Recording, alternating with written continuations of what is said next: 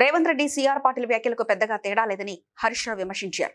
కాళేశ్వరం ప్రాజెక్టుకు కేంద్ర ప్రభుత్వం అన్ని అనుమతులు ఇచ్చిందని, పలువురు కేంద్ర మంత్రులు కూడా దీన్ని ప్రశంసించారని తెలిపారు. తెలంగాణకు కాళేశ్వరం వరప్రదాయంగా నిలిచిందన్నారు. సిఆర్ పాటిల్ తెలంగాణకు వచ్చి రైతులను అడిగితే ప్రాజెక్టు ప్రయోజనం తెలుస్తుందన్నారు. బీఆర్ఎస్ పై విమర్శల కోసమే తప్పుగా మాట్లాడుతున్నారని మండిపడ్డారు.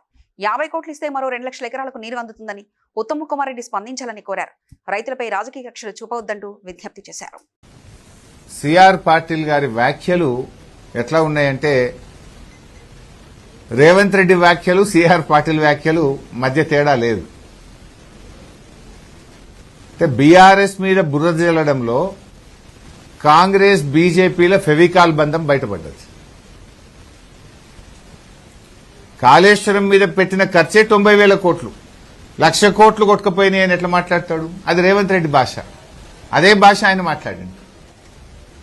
అసలు ఈ కాళేశ్వరం ప్రాజెక్టుకు కేంద్ర ప్రభుత్వమే అన్ని రకాల అనుమతులు ఇచ్చింది.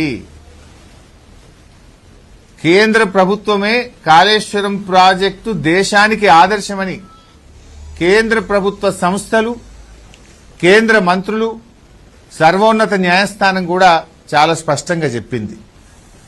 ఇవాళ గడ్కరీ గారు హైదరాబాద్ కు ఇవాళ కాళేశ్వరం జలాలు వస్తున్నాయి. నల్లగొండకో, యాదాద్రికో, సిద్దిపేటకో, మెదక్కో ఒక్క 50 కోట్లు ఇస్తే పిల్ల కాలువలు, పంట కాలువలు దవ్వుతే 2 లక్షల ఎకరాలకు నీళ్లు ఇచ్చే అవకాశం ఉంది.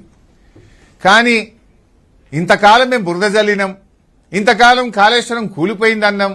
ఈ 50 కోట్లు ఇస్తే 2 లక్షల ఎకరాల ఆయకట్టు వచ్చిందనుకో, మేం చెప్పింది తప్పైతుందని, తప్పుల పడతామని పగబట్టినట్టు చేసి రైతులకు శిక్ష వేస్తున్నారు. నేను ఒకటే అంటున్నా, మీకు మా మీద పగ ఉంటేనో, కోపం ఉంటేనో, ద్వేషం ఉంటేనో మాకు శిక్ష వేయండి, రైతులకు శిక్ష వేయకండి.